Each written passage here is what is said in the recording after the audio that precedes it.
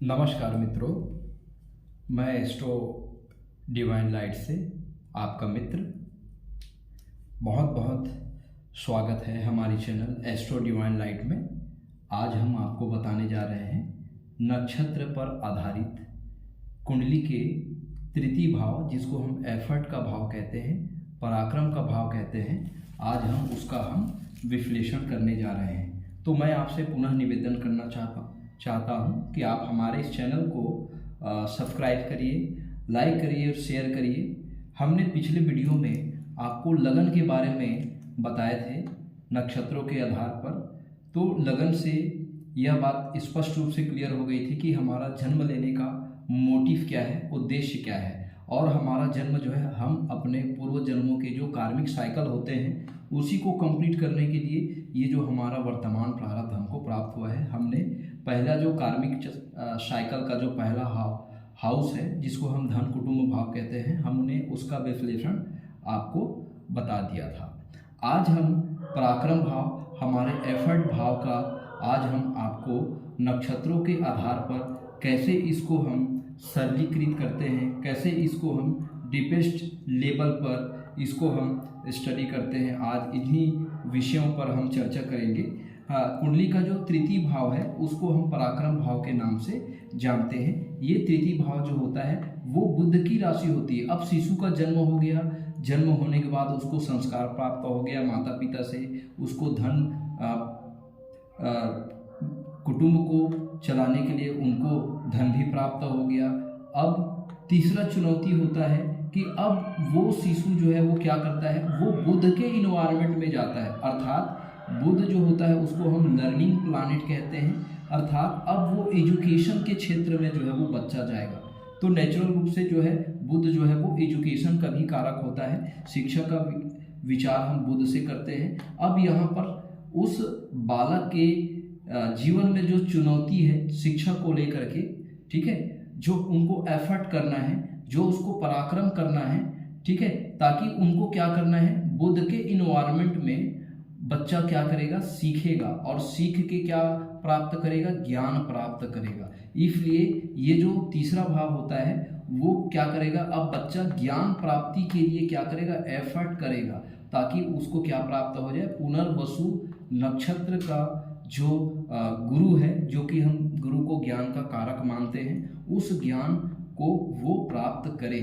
अपने जीवन में जो प्राथमिक जो शिक्षा है उस प्राथमिक शिक्षा को वो जो बालक है वो प्राप्त करे। क्योंकि ये जो बुध जो होता है उसको हम राजकुमार से भी कंसीडर करते हैं, क्योंकि बुध जो है वो किशोरावस्था को भी ये क्या करता है, इंडिकेट करता है। तो किशोरावस्था जो है उस बालक का वह अवस्था है जिसमें उसमें बहुत सारे जो हार्मोनल्स परिवर्तन होते हैं, शारीरिक मानसिक रूप से उनके अंदर परिवर्तन होता है, बदलाव उनको महसूस होता है। तो ये जो किशोरावस्था होता है वो कश्मकश की एक अवस्था होती है। जैसे कि हम जाते हैं, जितने भी जो बुध जेमिनी साइन वाले जो जातक होते हैं उनके जीवन में यही किशोरावस्था जो है वो बहुत ज़्यादा हावी रहता है। वो अपने जीवन में हमेशा यही सोचते रहते हैं कि हम जीवन में हमको क्या चीज़ करना चाहिए और क्या चीज़ नहीं करना चाहिए, करे या ना करे का अंतर्द्वंद जो है ऐसे जातकों के मनोमस्तिष्क में चलता रहता है। तो आइए हम चर्चा करते हैं कौन कौन से 3 नक्षत्रों को शास्त्रकारों में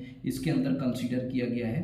तो बुध के इन्वायरमेंट में मृगशिरा नक्षत्र के 2 चरण, आद्रा नक्षत्र के 4 चरण और पुनर्वसु नक्षत्र के 3 चरण हैं।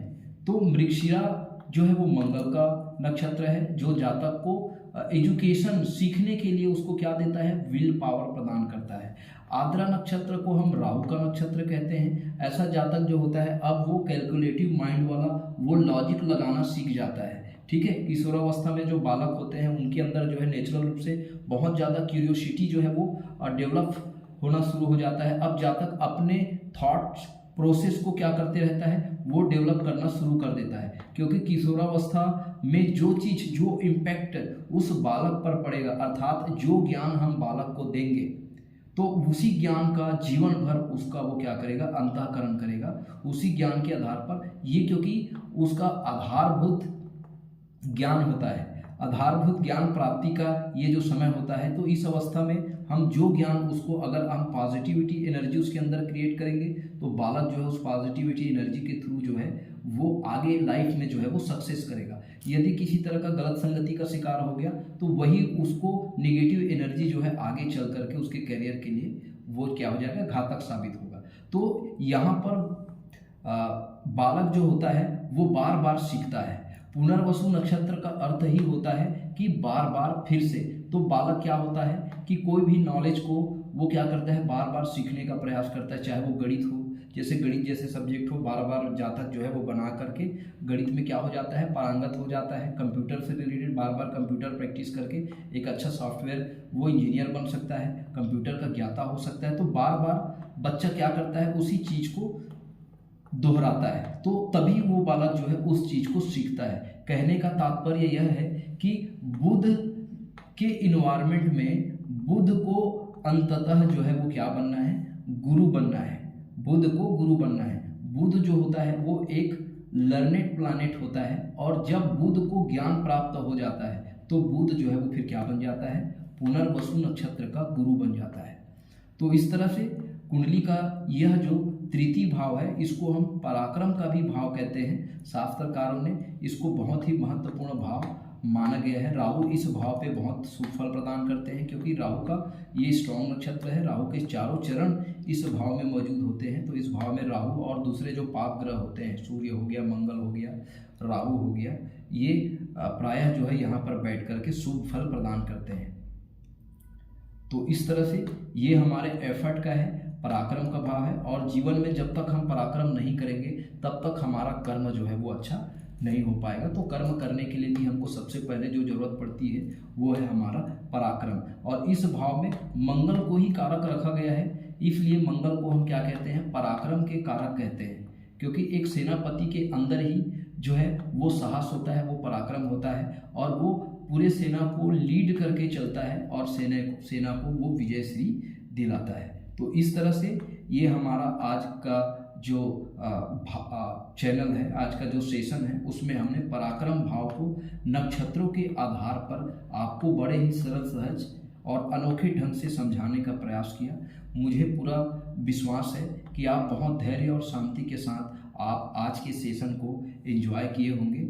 और निश्चित रूप से अगर आपके कोई सुझाव है, कोई क्वेरीज है या कोई मार्गदर्शन है तो ज़रूर बताइए, ताकि हम इस कार्यक्रम को और बेहतर बना सके। अगर आपके कोई विचार है, कोई आर्टिकल्स है, तो ज़रूर आप शेयर करिए, ताकि हम इस चैनल को और ज़्यादा से ज़्यादा बेहतर ढंग से लोगों तक इसको हम पहुंचा सके। जैसे कि मैं हर वीडियो में आपसे निवेदन करता हूं कि ये जो है हम सबका अपना चैनल है, और इस ज्ञान को हमको ज़्यादा से ज़्यादा लोगों तक शेयर करनी है और उन ज़रूरतमंदों तक पहुंचाना है जो इस ज्ञान के प्रभाव से अपने जीवन में एक नए प्रकाश को वो महसूस करे। तो आज का सेशन यहीं पर हम समाप्त करते हैं। आपसे पुनः निवेदन है, इस चैनल को ज़्यादा से ज़्यादा सब्सक्राइब करिए, लाइक करिए, शेयर करिए, और अगर कोई आपके अमूल्य सुझाव है तो ज़रूर हमें बताइए। अगर कमेंट्स बॉक्स में अगर किसी प्रकार का आपको एस्ट्रोलॉजिकल रेमेडी चाहिए, कुंडली एनालिसिस और प्रेडिक्शन की यदि आपकी आवश्यकता हो, कोई भी प्रॉब्लम हो, आप कमेंट बॉक्स में ज़रूर अपना प्रॉब्लम शेयर करिए, हम उसका निश्चित रूप से रिप्लाई देंगे। आपने बहुत ध्यान से हमारे सेशन को सुना, आपने कीमती समय देके हमारे सेशन को आपने अंतःकरण किया, ध्यान से सुना। इसी तरह से आप अपना आशीर्वाद बनाए रखिएगा। आपको प्रणाम, नमस्कार।